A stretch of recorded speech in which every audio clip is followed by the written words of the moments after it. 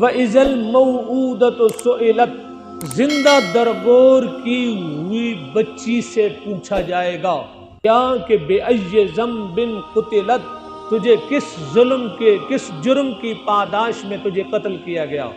یہ جو بچیاں زندہ درگور کی جاتی ہیں ان سے پوچھا جائے گا۔ آپ یہ دیکھیں کہ اس بچی نے، اس کا تو کوئی قصور نہیں ہے، اس پہ ذرا غور کیجئے گا، اس بچی کا کیا قصور ہے؟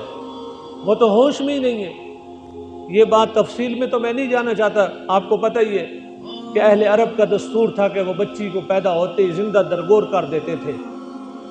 اب اس بچی سے سوال کیا جائے گا کہ تجھے کیوں زندہ درگور کیا گیا؟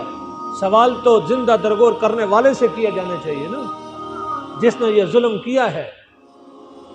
بھائی ایسا تو نہیں ہے کہ ظالم سے پوچھا ہی نہ جائے، لیکن فرمایا گیا کہ یہ اتنا بڑا گناہ ہے، اتنا بڑا گناہ ہے، اتنا بڑا ظلم ہے کہ رب کائنات اس کو ڈائریکٹ سزا دے گا، اس سے پوچھنا بھی گوارا نہیں کرے گا، صرف اس بچی سے سوال کیا جائے گا۔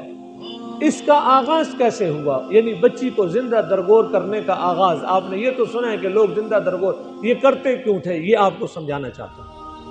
آخر کیا وجہ تھی؟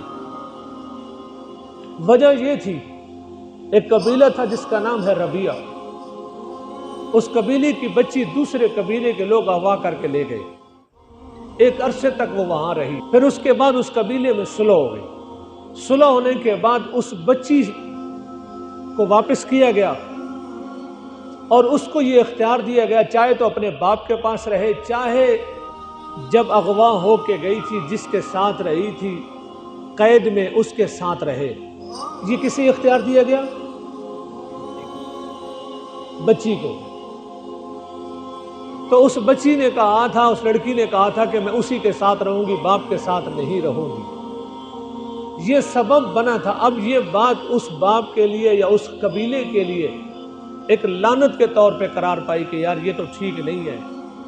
اس وجہ سے پھر کہا کہ اب نہ کوئی پروان چڑھے گی، نہ کوئی ایسا داغ ملے گا کہ پھر کوئی اس طرح کرے گا، لہٰذا اس کو پیدا ہوتے ہی دفن کر دیا جائے۔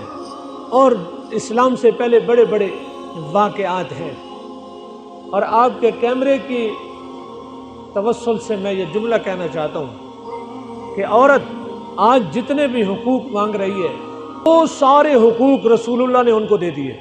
جتنے بھی حقوق عورت چاہ رہی ہے نا آج، وہ ایک ایک کر کے سرکار نے سب کو دے دی۔ کیا یہ کم ہے کہ 7 آسمانوں سے اوپر اتنی حسین و جمیل خوبصورت جنت حضور نے ماں کے قدموں کے نیچے رکھ دی ہے؟